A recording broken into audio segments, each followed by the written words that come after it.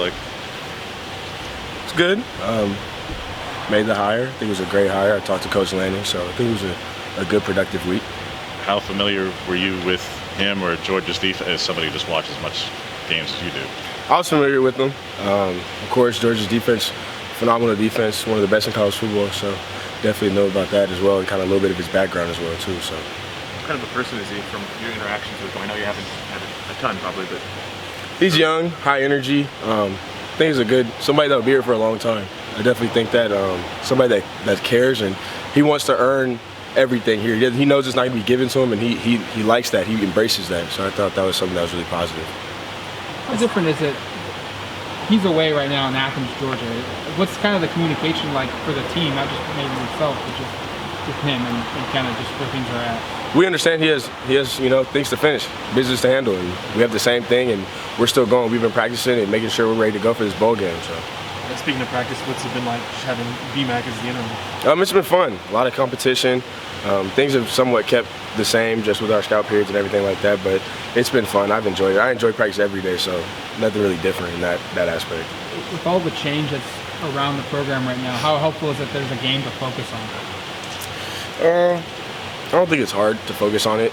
I mean, we have another game, and the last game we played, it wasn't too hot. So to go out there and have another opportunity against a good Oklahoma team is huge for us, and we're excited about it. Are you anticipating having a good number of family? I know it's in your home state, but I'm sure. I haven't even really talked to them about that, but I'm sure.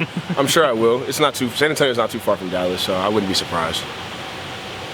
A lot of moving pieces for the Oklahoma team themselves. What have you seen from them on tape and just getting ready for those guys? Still an explosive team. Quarterback that's really dynamic. He's dual threat, of course. Marvin Mims, another great receiver. Mario Williams, some guys. So they're still good. They're good up front as well. They're big and they're physical as well. So a good opponent. Have you thought all about your future next year here? I've thought about it, but right now the focus is the bowl game, and the rest will handle itself when that time comes. So. How much, with all the transition that is just naturally happening, Verone, just what does it mean to you that the rest of the staff thought it was important to and is finishing this out, and that Coach DeRuiter, Coach Yates are here for you specifically? Shows they care about us. They care about us for sure, and I think just that relationship we've had with our coaches off the field has been a huge part of that, and I think we just want to go ahead and finish it. We wanted to make sure we finish. That's been something we've prided ourselves on for as long as I can remember, so we want to make sure we finish. The fact that having them still here kind of keep morale up in practice amidst kind of all the changes that have been going on and kind of not get distracted by that kind of stuff? Yeah, I mean, like I said, the goal is to finish. So whoever's here, we're going to deal with who's here and who wants to go, and we're going to work with it. And that's what we did, and we're just ready to go out and have a good game. How hard has it been sitting with the loss to Utah for the last couple of weeks?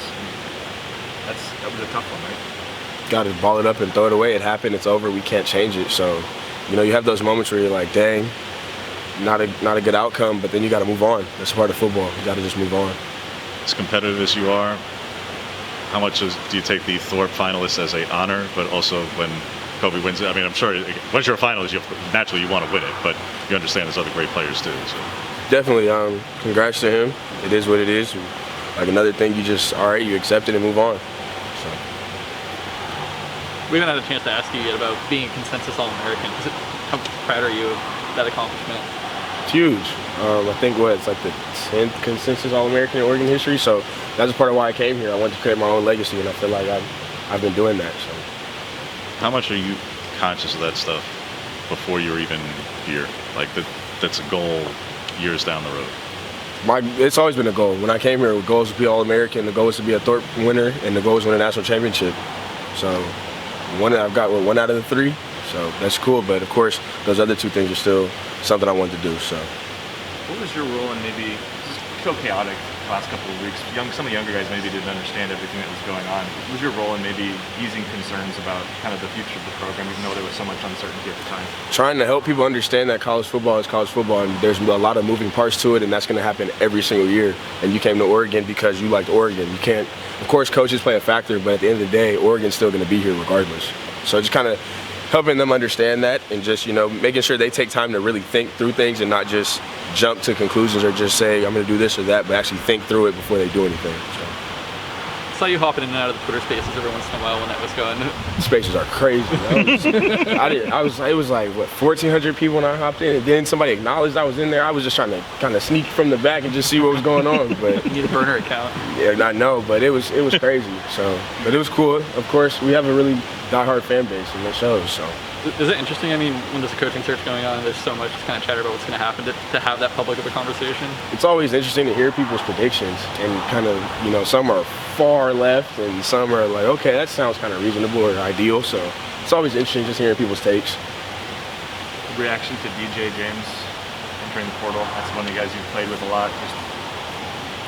Everybody has to do what's best for them. That's probably the best I can say to that. That's my guy, no matter what. So.